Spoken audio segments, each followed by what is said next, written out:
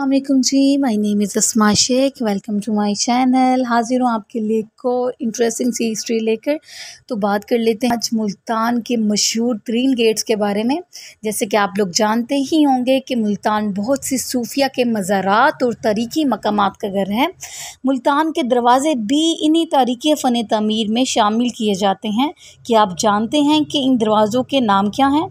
तो आपको बताती चलूँ कि इनके गेट में सबसे पहले नंबर पर आता है बोहर गेट, नंबर 2 पर आता है दहली गेट, नंबर 3 पर आता है दौलत गेट, नंबर 4 पर आता है हरम गेट, नंबर 5 पर आता है लोहारी गेट, नंबर 6 पर आता है पाक गेट। ये थे वो 6 मशहूर गेट। तो मैं अब आपको आगे बताती चलूँ इनके बारे में।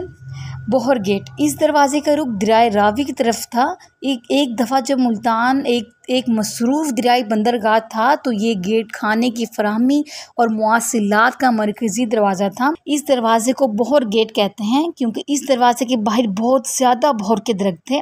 अब बात कर लेते हैं दहली गेट के बारे में। इस गेट को दहली का नाम दिया गया है क्योंकि ये दहली इंडिया का रुख 2 तरफ़ा है और ये सड़क दहली की तरफ जाती है।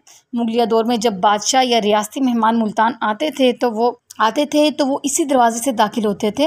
अब बात कर लेते हैं दौलत गेट के बारे में। दौलत गेट सिटी गेट इब्तदाई दिनों में गायब हो गया है, सिर्फ नाम ही ज़िंदा रह गया है और वो जगह जहाँ से ये होता था ख्याल किया जाता है कि इस दरवाज़े को दौलत गेट कहा जाता है क्योंकि पीर दौलत शाह का मज़ार है जो दरवाजे के बिल्कुल सामने है। अब बात कर लेते हैं हरम गेट के बारे में। हरम का दरवाज़ा जो कि हरम लाता था वो आज भी मौजूद है जिसे हरम गेट कहते हैं। अब बात कर लेते हैं लोहारी गेट के बारे में। इस गेट का नाम सुन्नारों की वजह से रखा गया जिसे मकामी ज़ुबान में लोहारी कहते हैं।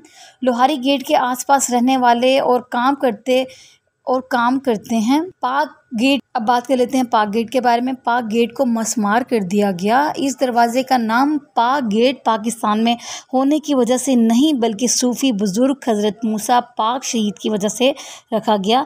जब इनका इंतकाल हुआ तो सबसे पहले ऊद शरीफ में इनके वालिद सैयद हामिद गंज बख्श के पास दफन हुए।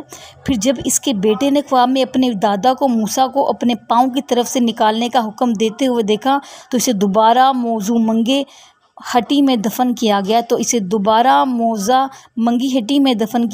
15 साल बाद इसके बेटे का एक और ख्वाब है जो मुल्तान में मुकीम था कि मूसा को मुल्तान वापस दे दें।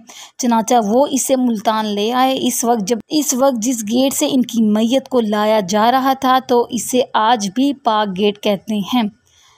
पाक गेट के अंदर 300 फीट पर आपको हज़रत मूसा पाक शहीद का मज़ार नज़र आएगा।